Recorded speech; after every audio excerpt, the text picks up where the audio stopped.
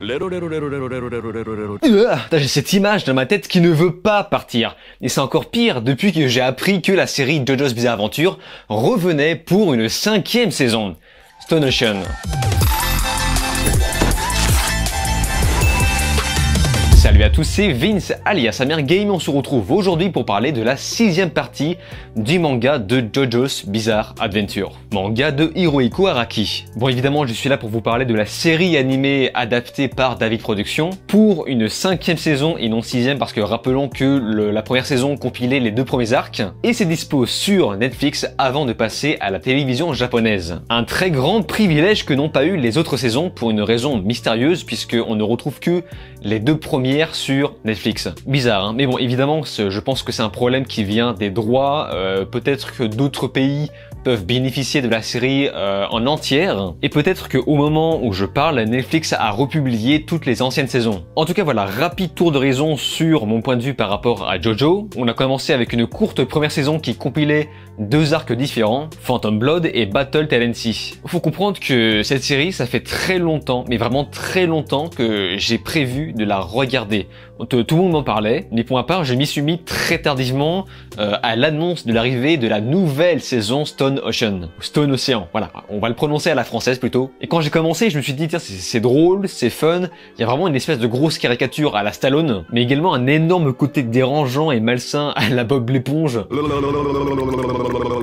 qui s'accentue encore plus dans la saison suivante. Pour moi, c'est vraiment sa suite Stardust Crusaders qui monte la série à un très haut niveau. Parce que autant la première saison, j'ai trouvé ça marrant, fun, mais bon, assez passable, autant la saison 2, pour moi, c'est vraiment un truc de ouf. Et en particulier la saison 2, car les suivantes m'ont un petit peu moins plu. Bon, déjà, je tiens à rappeler, pour ceux qui ne connaissent pas, qu'en vérité, chaque saison n'est pas vraiment une saison, c'est plus une série à part entière. L'univers et les personnages changent à chaque fois, même s'il y a évidemment plein de liens, mais le concept même de JoJo est de faire en sorte que tout soit vraiment très différent à chaque fois. Donc pour moi, la force de la saison 2, c'est vraiment le côté imprévisible. Je suis impressionné par la créativité des scénaristes malgré la longue durée. Chaque épisode est unique. On ne sait jamais de quelle façon les héros vont se foutre dans la merde, et on ne sait jamais non plus de quelle façon ils vont s'en sortir. On sait qu'ils vont se débrouiller, mais jamais comment. Mais surtout, Stardust Crusaders se démarque pour moi par ses personnages. On ressent l'amitié sincère entre tous. Tout le monde à chaque fois se prend au sérieux et se fait confiance, et pour le coup, ça les rend incroyablement attachants. Vous savez,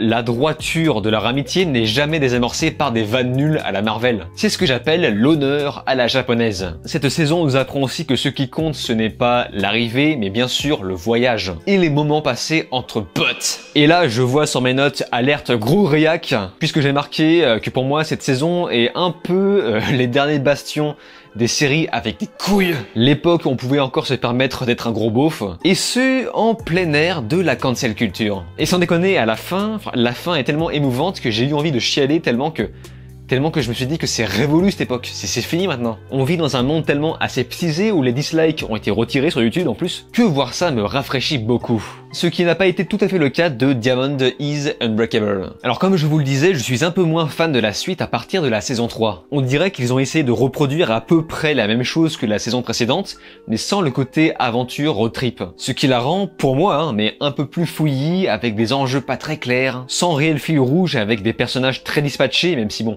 j'apprécie le chara-design, les personnages présentés. Et pour moi, ce qui faisait la force de la saison précédente, c'était justement le côté soudé des personnages. Alors c'est une chose qu'on retrouve à la fin de cette saison 3, et c'est peut-être pour ça que j'ai apprécié cette dernière. Mais voilà, sinon j'ai trouvé l'histoire vachement décousue, ça part dans tous les sens, et j'ai eu beaucoup de mal à comprendre où est-ce qu'ils voulaient en venir. Par contre, ça reste très marrant, enfin j'ai adoré la scène de la cuisine. C'est d'une telle absurdité que j'ai rigolé mais fort. Ce qui n'a pas été le cas de Golden Weed. En effet, la saison 4, elle aussi cherche à être dans la même continuité que la précédente. C'est presque une suite directe mais avec à nouveau d'autres personnages qui font le lien avec d'autres. Et pour le coup, les défauts que j'avais constatés dans la saison précédente s'accentuent encore plus dans celle-là. C'est pour moi encore plus confus, les enjeux sont moins prenants et surtout, je trouve que les pouvoirs avec le Sten sont de plus en plus compliqués à comprendre. Alors que dans la saison 2, c'était vraiment mais d'une simplicité extraordinaire quoi. Genre je pense par exemple à l'épisode où ils font une course de voiture. C'est à la fois simple, mais créatif et efficace.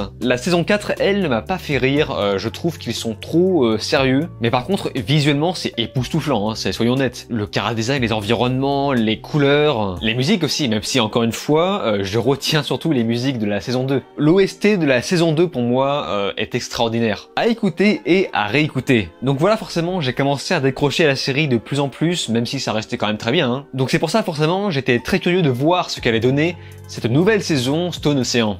Nous sommes en 2011, centré sur Jolene Cujoh, injustement accusée de meurtre. Suite à ça, elle est envoyée dans une grande prison pour femmes, Green Dolphin en Floride. C'est ici qu'elle découvrira son stand par le biais d'une entaille causée par une pierre donnée par son propre père, le célèbre Jotaro Kujo. Ce faisant, elle va devoir apprendre à maîtriser son nouveau pouvoir et collaborer avec des alliés pour s'en sortir dans cette jungle hostile. Nous sommes là 2 décennies après la mort du diabolique Dio, là où quelques-uns de ses fidèles vont faire surface pour mettre des bâtons dans les roues de la descendance de Jotaro. Et bien décidément, après la dernière saison de Baki qui se déroulait dans une prison, il faut croire que Jojo en remet une couche. En tout cas, on va comprendre que c'est la prison qui va endurcir le personnage de Jolene. Et forcément, tel qu'on connaît le concept, ils vont exploiter la caricature au maximum des personnages au décor extravagant qui rendent les lieux énigmatiques. Et pour le coup, mettre en avant des personnages féminins donne une plus-value à cet effet. Bon alors, dès le second épisode, tu comprends vite que ça va partir en couille, en termes de what the fuck en tout cas, par exemple avec la miniaturisation. C'est du Jojo quoi. Mais l'avantage c'est que chaque épisode apporte une information supplémentaire au bon développement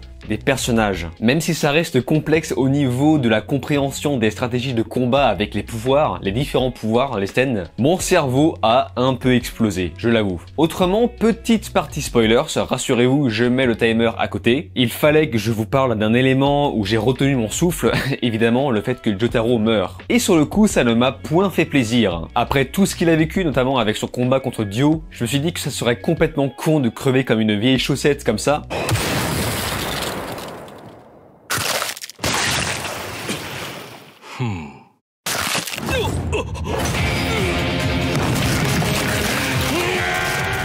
Mais heureusement, ce qu'on apprend, c'est que finalement, c'est l'enjeu même de cette série. Enfin, de cette saison, je veux dire. Jolene va devoir récupérer les disques avec le stand de Jotaro pour le ressusciter. Mais au bout de 12 épisodes, parce que je rappelle que la série nous a été livrée sous un format de 12 épisodes, eh bien nous finissons sur un cliffhanger. Alors pour le coup, j'ignore complètement quand arrivera la suite. Peut-être que maintenant la priorité revient à la chaîne de télévision japonaise. Finalement, la diffusion sur Netflix n'était qu'un avant-goût de cette saison, de cette nouvelle saison. Ce qui fait que j'ignore complètement jusqu'à combien d'épisodes la série ira. Mais j'invite tous les connaisseurs des mangas à me faire vos propres estimations dans les commentaires. Fin du spoil, chose à part, ce qui est rassurant c'est de voir que la partie bizarre, dérangeante est toujours présente. Vous savez, avec des gros plans aux éléments liés au corps. Ça, c'est vraiment propre à Jojo, hein. Donc pour le coup, ça fait plaisir de voir qu'il n'y a pas eu de downgrade sur ce niveau dans cette suite. On reste toujours sur le même ton. Autrement, je sens que Stone Ocean cherche à s'adapter à un plus large public, notamment avec le doublage, puisque beaucoup plus de langues sont disponibles. Même si pour ma part, je suis resté sur la VO, donc la version japonaise. Mais concernant ça, en fait, j'ai vu un article, pour moi un petit peu débile, qui dit que, en fait, apparemment, tout le monde peut regarder cette saison sans avoir vu les autres avant. Moi, je vous le dis, si vous regardez Stone Ocean sans avoir rien vu de Jojo, vous n'allez rien comprendre, voilà. Mais par contre, j'ai trouvé cette saison un peu vulgose par rapport aux autres. On est très axé sur les attributs féminins, donc les seins, le cul, la touche. C'est un petit peu comme si les créateurs découvraient que ça existait. Alors spoiler, toutes les femmes ont des seins. Voilà, je vous le dis, hein. C'est japonais, quoi, voilà, c'est leur culture. La culture de la misère sexuelle. Cela dit, cette saison a réussi à me faire rire, contrairement à Golden Wind. Et c'est une bonne chose, même si c'est pas tout le temps, malheureusement. Et évidemment, si vous vous posez des questions concernant les visuels, moi je trouve Stone Ocean magnifique. Les couleurs, le chara-design, les animations complètement folles. C'est toujours très extravagant, mais ça marche pour du manga. Je trouve vraiment Jolene magnifique, son Kara la rend charismatique. J'apprécie beaucoup les nuances de couleur verte qu'on applique sur elle. De plus, la technique d'ancrage cherche à se rapprocher du manga papier, même si je ne suis pas très fan des silhouettes grises pour symboliser la foule. Ça c'est le genre de truc qui marche uniquement sur papier, mais pas en animé. Pour le coup ça pète vraiment l'effet. Et ce n'est pas la première fois que je vois ça dans une série animée. Le générique est très sympathique par contre, hein. Bien que très épileptique, pensez bien à préparer votre sac à vomi. Mais il colle bien à l'atmosphère générale de cette saison.